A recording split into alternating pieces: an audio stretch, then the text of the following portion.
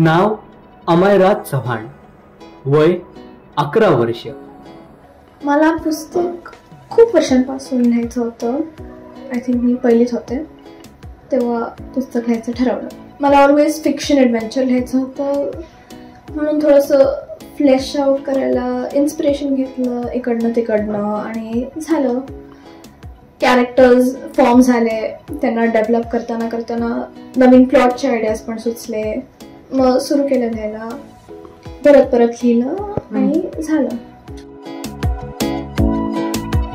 तिने पहिलीपासून बघितलेलं स्वप्न आज द ट्रेल डायरीज या साहसी आणि कल्पनारम्य कादंबरीच्या माध्यमातून पूर्ण होतंय.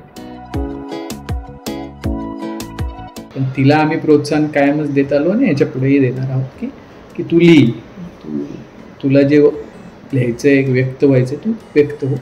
आपल्याला जसं शक्य आहे तसं आपण पब्लिश वगैरे करण्याच्या प्रोसेसमधनं बाहेर पडतो. यशवंतराव चव्हाण यांच्या घराण्याच्या परंपरेमध्ये वाढलेली अमायरा ही बालवयातच लेखिका झाल्याने तिच्या कादंबरीमधून नव्या पिढीच्या विचारांचे, स्वप्नांचे आणि कल्पनाशक्तीचे प्रतिबिंब पाहायला मिळणार आहे.